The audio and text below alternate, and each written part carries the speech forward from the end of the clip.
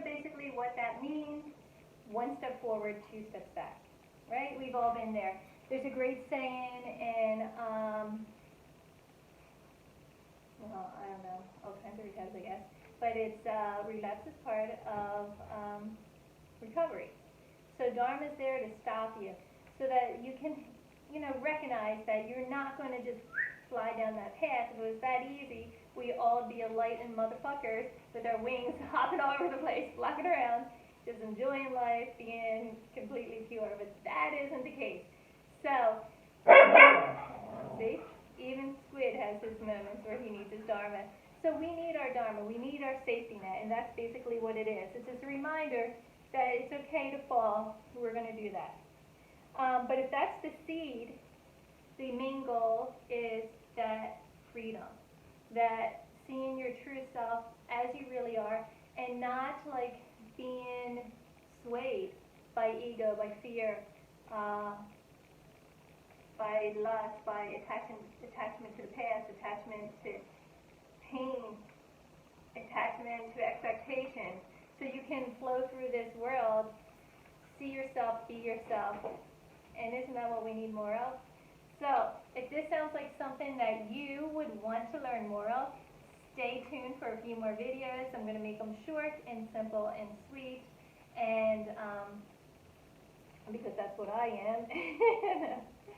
And give you something to think about, to know on each week. And if you want to be in the interactive Sutra Talks, just hit me up in the comments, leave me your email, or actually we usually do this on Facebook through chat, so we can all see each other. I'll tell you what we're going to study or we're going to discuss, and you can read it and share your insights as well. So, but since we're already starting one, let's get into a little bit of this. So it starts right away with consciousness is imbued in the three qualities of luminosity: vibrancy and inertia. These qualities are what color our actions. The colors of them are white, gray, and black, right? We've all heard like, oh, there's no gray, it's white or black, there's always gray, right? It's never one-sided. Nothing is completely to this side or that side. So through the discipline of action,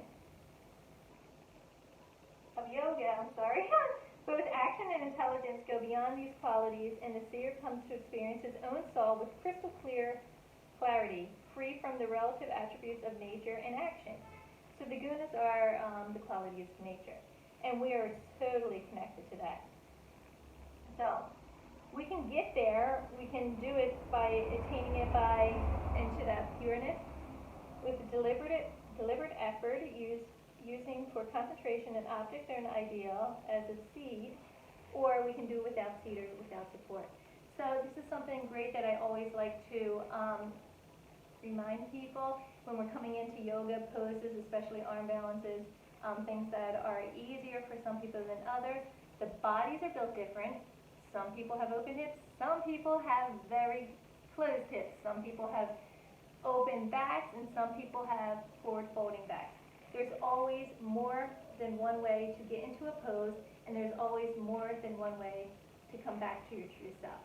So everybody's path is their own. You gotta work it the way that works for you, but this is always a good guide. So the difference between seed and seated when it comes to us studying the sutras, right? And we're already talking about the quality of nature. So how that works together, if we're seated, we know we're connected to nature somewhat because we've been told it, but we really don't feel it. So when we want to decompress, we go to the beach, we go to the mountains, we sit in the trees, we sit in the grass.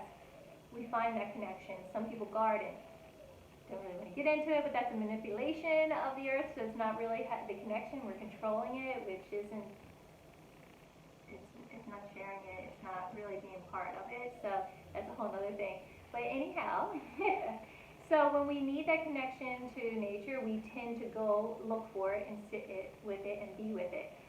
The other time, when we become unseated, we can know that it's in us. We don't need to go there for a peace. We can just